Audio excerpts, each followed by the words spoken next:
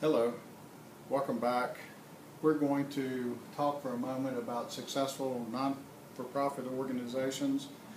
This work is something that we abstracted from the work of Kay Sprinkle Grace in her work Over Goal, and her research was about multiple different types of successful nonprofit organizations. So we're going to spend a little bit of time talking about how you can tell when a not-for-profit organization is successful, and we'll talk about the critical elements that her research indicates are the ways that you move your organization to become more successful. So first and foremost is you can tell in your community the successful nonprofit organizations are the ones that people talk about. You hear the stories about how they participated in helping to park the cars for the local community event, or how they supported the chamber function, or how they have a fundraising drive to support some other charitable mission. But generally speaking, it is the organization in town that people have on their minds, and therefore it's a topic of conversation. Another way to tell if a not-for-profit is successful is by looking at the types of members that want to join it. If talented, successful people are attracted to the organization, generally, then that means that that organization is most likely to be successful. And in our case, the slice of opportunity for those types of people is a little bit smaller because we're looking for singers, and clearly that's not the entire population.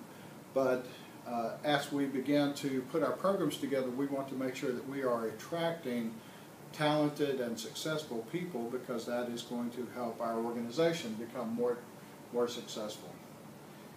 Interesting that the more successful organizations are the ones that don't spend all their time trying to figure out how to get the media to talk about them or write about them or do a story on TV about them.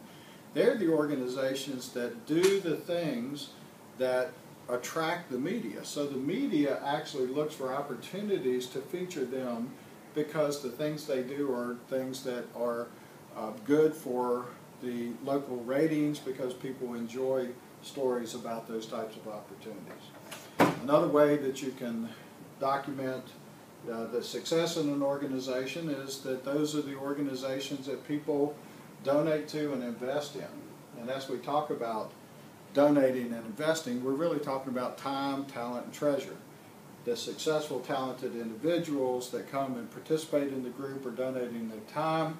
They bring their talent in the form of serving on our committees, becoming officers, helping to create more outreach in the community, and their investment in treasure. It can be just dues, but it might be other forms of financial support as well. So people are donating and investing in these organizations, and that's part of what fuels the organization to help it to be successful. And then finally, the organizations that are most successful are the ones that we all know. We know all about them, and we admire them. Sometimes we might even envy them. So what does it take to become this type of organization? Again, the research that Kay Grace did indicates that there are these critical elements that go into making a successful nonprofit organization. Based on my own experience, I've highlighted vision, values, planning, and fun. And so we'll talk about in more detail the planning, because I think that's very important. When it comes to vision and values, we'll also do a little module on mission, vision, and values that'll talk more about that. But the vision is really who are we and who do we want to become, and our values really speaks to what is our mission. What is it that makes us different, that differentiates us in the community? What is it that we're all about? And again, we drive that stake in the ground to say this is who we are.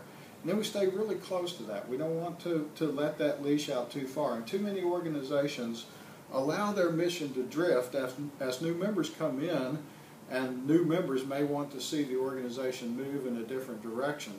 The best organizations stay true to those values regardless of what the membership may come and want. It's more like a constitution or a charter in that case.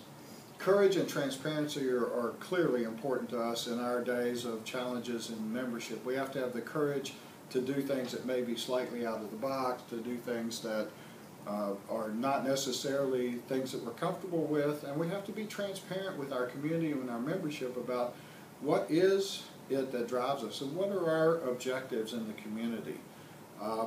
It's easy to hide the warts and wrinkles sometimes when you're a leader of the organization, but sometimes it's as important for the organization to understand that leaders have challenges, that our community understands that our organization has challenges, but it shows that we work hard to overcome that. I want to spend just a second on this sense of abundance because I believe that many of our chapters have fallen into a place where they become focused on the things they don't have.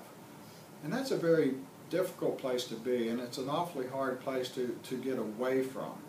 As we look at who we are, we have some very, very intriguing and encouraging aspects to our hobby that are so unique and so different that those are things that other people can't have. And if we can focus on the things that we have and not spend a lot of time worried about what we don't have and why can't we have it, we can build on our strengths and we can grow to build a platform that will allow us to have this self-fulfilling prophecy, this expectancy that we are an organization of abundance, and as we begin to focus on the positive, then we find more positive things happen, and it can be a real daisy chain of events that can lead to much more success.